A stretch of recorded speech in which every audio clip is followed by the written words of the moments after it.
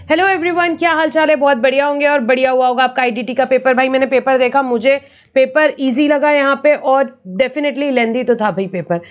हम देखेंगे यहाँ पे फटाफट कौन कौन से यहाँ पे इन्होंने एरियाज कवर किए हैं। अप्रोक्सीमेटली सारी चीज़ें ही कवर करी है। बढ़िया पेपर ड्राफ्ट किया है इंस्टीट्यूट ने। यहाँ पे आप देखो, सबसे पहला क्वेश्चन जो आपको आया है, यहाँ क्या कैलकुलेट करना था? नेट जीएसटी लाइबिलिटी यहाँ पे कैलकुलेट करना था। यहाँ पे आउटवर्ड सप्लाई का डिटेल्स दिया हुआ है, इनवर्ड का सप्लाई का डिटेल्स दिया है। आपको क्या करना था? नेट जीएसटी लायबिलिटी कैलकुलेट करना था। भाई इजी क्वेश्चन है, ठीक है। ये सारे एडजस्टमेंट्स अपन ने डिस्कस किए हैं और अपन ने क्लास में तो ये किए ही हुए हैं। ये अपन ने क्वेश्चन बैंक में सारे एडजस्टमेंट्स है, कोई भी नया एडजस्टमेंट नहीं आया। सरप्राइजिंगली 14 मार्क का क्वेश्चन जो था बहुत छोटा सा था, 2 पेज में ही क्वेश्चन था। अदरवाइज कई एग्जाम्स में तो बहुत लेंदी क्वेश्चंस आते हैं, ठीक है। तो 14 मार्क्स के हिसाब से बहुत बढ़िया क्वेश्चन आया था, क्योंकि कुछ नए एडजस्टमेंट में ही नहीं थे। जो पुराने एडजस्टमेंट है वही वाले एडजस्टमेंट है। जैसे कि अभी एक्सपोर्ट ऑफ प्रोडक्ट डी कर रहे हो विद पेमेंट ऑफ जीएसटी, तो भाई जीएसटी लगा दो। उसके बाद एससीजेड को यहाँ पे सप्लाई कर रहे हो अंडर लेटर ऑफ अंडरटेकिंग, तो कोई जीएसटी नहीं लगेगा, विदाउट जीएसटी। फिर एक्सपोर्ट कर रहे हो अंडर लेटर ऑफ अंडरटेकिंग, कोई जीएसटी नहीं लगेगा।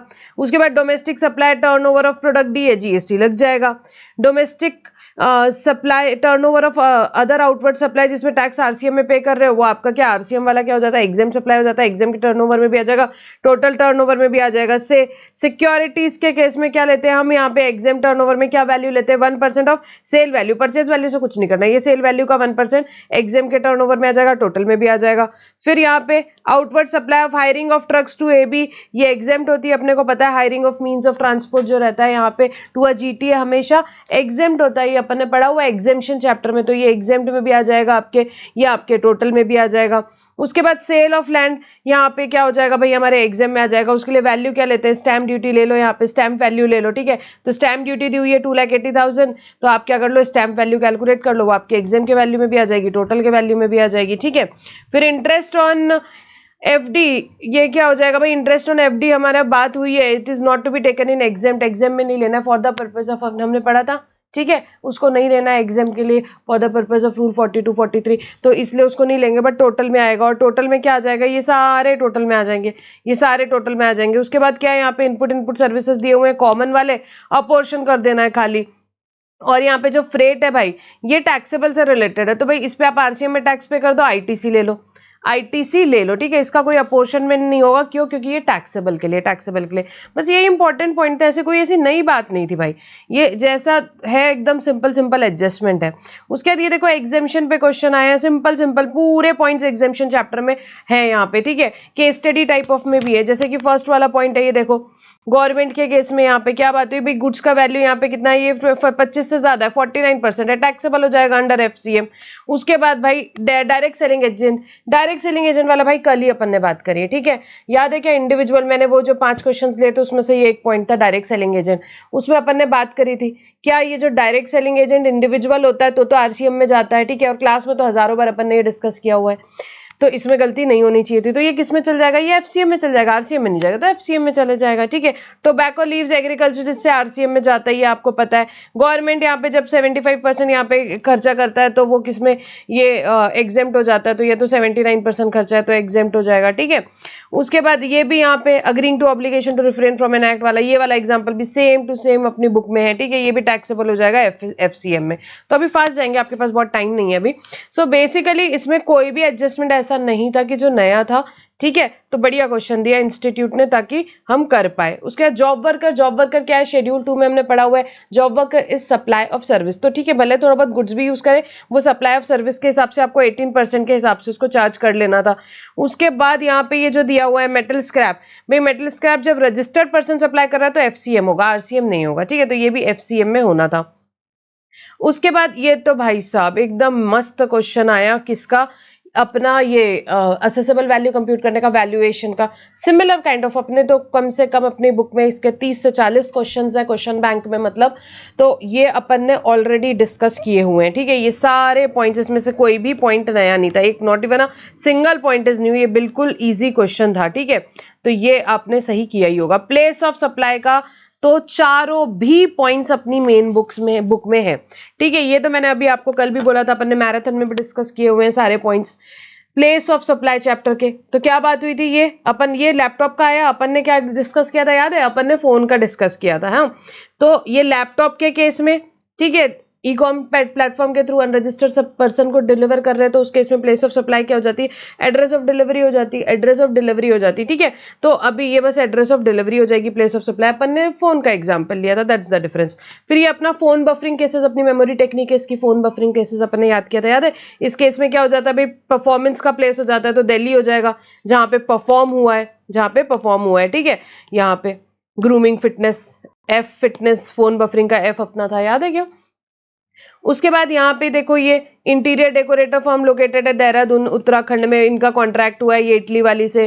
ठीक है, और इंटीरियर डेकोरेटर सर्विसेज वो प्रोवाइड कर रहे हैं उत्तराखंड में भी और इटली में भी। तो अपन ने देखा कि जहाँ पे एक इंडिया में होता है तो पूरा का पूरा इंडिया में टैक्सेबल हो जाएगा, मतलब उत्तराखंड हो जाएगा। प्लेस ऑफ सप्लाई क्या हो जाएगा, टैक्सेबल नहीं, सॉरी, प्लेस ऑफ सप्लाई क्या हो जाएगा, उत्तराखंड हो जाएगा। ठीक है, तो अगर जब इमूवेबल प्रॉपर्टी का आपका यहाँ पे एक उत्तराखंड एक दिल्ली दोनों से रिलेटेड है, दोनों लोकेशन पे, तो उस केस में लोकेशन इंडिया का जो है वो प्लेस ऑफ सप्लाई हो जाता है, ये अपन ने ऑलरेडी पढ़ा था।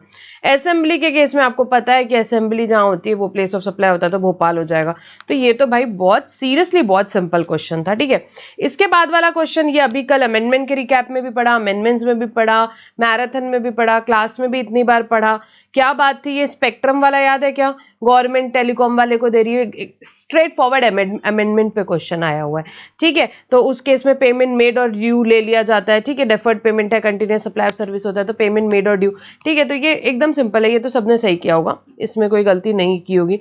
ये क्वेश्चन थोड़ा इन्होंने अनएक्सपेक्टेड पूछा, बुक में था अपने चैप्टर नंबर 1 कस्टम्स में, देखो लास्ट पेजेस में अपन ने इसमें प्रॉब्लम भी किया था, सेम ICGR रूल्स पे ये इन्होंने क्वेश्चन पूछा। ठीक है, हो सकता है किसी ने ये छोड़ के गया हो, पॉसिबिलिटी बिल्कुल है।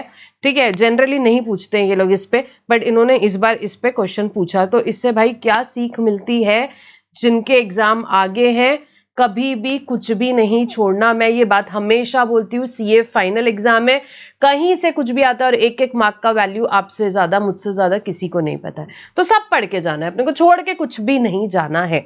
ठीक है, तो इंपॉर्टेंट, अनडाउटेडली बिल्कुल अनइम्पॉर्टेंट पॉइंट था ये, बट इसमें पूछा है, तो ये अपन ने किया था क्लास में, याद है आपको, 4% के हिसाब से करना था। ठीक है, तो ये आया होगा आपका आंसर। उसके बाद में TDS का सिंपल क्वेश्चन था, बहुत बहुत बहुत सिंपल क्वेश्चन था। ठीक है, TDS का भी सिमिलर क्वेश्चन अपने बुक में है, अपन ने ये डिस्कस भी किया था क्लास में।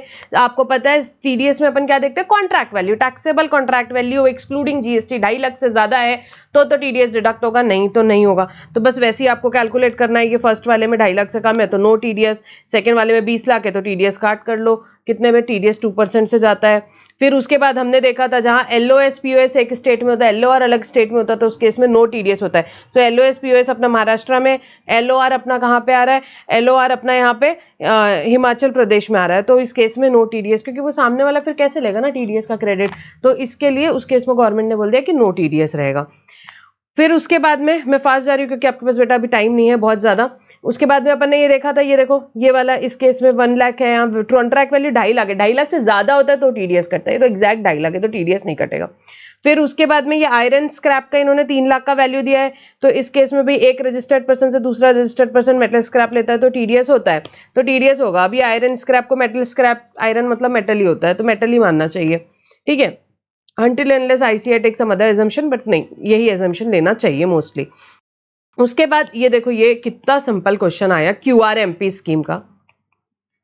ठीक है, QRMP स्कीम में अपनी बात हुई है। QRMP स्कीम जैसे कि अपन कैसे ले सकते हैं भाई, अगर मैं चाहूँ, जैसे कि यहाँ पे कौन सा क्वेश्चन पूछा है इन्होंने, 2 स्टेट है तमिलनाडु और कर्नाटका, तो क्या मैं यहाँ पे ले सकती हूँ तमिलनाडु कर्नाटका के लिए, यहाँ पे किसी के लिए ले लूँ किसी के लिए नहीं लूँ, QRMP स्कीम चलता है, कोई प्रॉब्लम नहीं है। कॉम्पोजिशन कैसा होता है कि भाई अगर एक आपका डिस्टिंक्ट पर्सन ने लिया तो सबको लेना पड़ेगा, या तो सब स्कीम में रहेंगे या सब आउट होंगे, पर QRMP में ऐसा नहीं है। आपको QRMP is what, quarterly return monthly filing, monthly payment, तो आप ऐसा कर सकते हो, कुछ यूनिट्स के लिए QRMP ले लो, कुछ के लिए नहीं लो, दैट इज ओके, तो दैट इज अलाउड। ठीक है, उसके बाद में ये भी आपका यहाँ पे वैलिड है बिल्कुल। उसके बाद बैगेज का भी भाई एकदम सिंपल क्वेश्चन है, ये अपनी बुक में क्वेश्चन है, अपन ने कईयों बार डिस्कस किया, ये मुझे नहीं लगता किसी ने भी गलत किया होगा। ठीक है, अब गलती हो जाती कभी कभार एग्जाम प्रेशर में, वो बात अलग है, अदरवाइज ये तो नहीं, इसमें तो नहीं होगी, बिल्कुल नहीं होगी। अभी मैंने सब कितने वीडियोस में चीख चीख के बोला है, अभी नहीं कई सालों से मैं सिर्फ ये एक ही बात बोलती हूँ कि भाई वैल्यूएशन, बैक गेज, सारे टीचर्स ही आपके बोलते होंगे, वेयर हाउसिंग, ये तीनों सबसे इंपॉर्टेंट टॉपिक है, इनको कभी नहीं छोड़ के जाना। आप देख लो तीनों टॉपिक से एग्जाम में क्वेश्चन पूछ लिया, तो ये तीनों है ही बहुत इंपॉर्टेंट कस्टम्स में, ये तीनों तो बिल्कुल भी नहीं छोड़ के जाना, ये तो करना ही रहता है 100%, ठीक है। उसके बाद में ये देखो 122 पे यहाँ पे बात आ गई, यहाँ पे आपसे ये इन्होंने पूछा है सब चीजें, डिमांड वगैरह ये सारी बातें, ठीक है। पेनल्टी वगैरह की बात आ रही है कहाँ पे लगेगी, तो ये भी एक सिंपल सा जो अपना एक डायग्राम था चैप्टर के एंड में अपन ने बनाया था, उसके बेसिस पे ये क्वेश्चन है। अपील्स का क्वेश्चन है भाई, अपील्स का तो ये तो हर दूसरे तीसरे अटेम्प्ट, हर 3-4 अटेम्प्ट में ये क्वेश्चन पूछना है उन्होंने।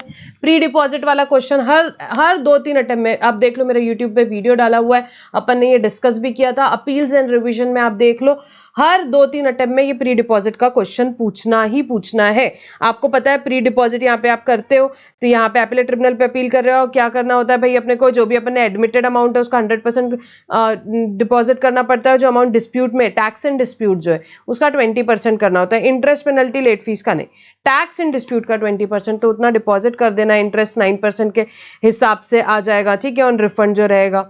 तो बस यही बात है। फिर उसके बाद वेयर हाउस के केस में भी सिंपल सा क्वेश्चन था कि भाई गुड्स वेयर हाउस में, फिर री एक्सपोर्ट कर दिया, तो भाई री एक्सपोर्ट कर दिया, उस पर ड्यूटी नहीं है, ड्यूटी नहीं है तो इंटरेस्ट कैसे होगा, जब ड्यूटी नहीं है, ड्यूटी जीरो, तो उस पर इंटरेस्ट कैसे आएगा, तो नो ड्यूटी नो इंटरेस्ट, ये वाली भी अपनी बात हुई थी, वेयर हाउसिंग चैप्टर से क्वेश्चन है। उसके बाद थ्योरी के स्ट्रेट क्वेश्चन यहाँ पे आए हुए हैं, प्रोवाइडेड थ्योरी छोड़ के नहीं गए होगे तो power and procedure of advance authority for advance ruling, assessment of non filer of return, एकदम सिंपल सिंपल क्वेश्चन है। देखो यार कितने मार्क्स हो जाते हैं, 6 नंबर 4 मार्क, ऐसे क्वेश्चंस ये पूछे, assessment of non filer of return, simple सा क्वेश्चन है ना।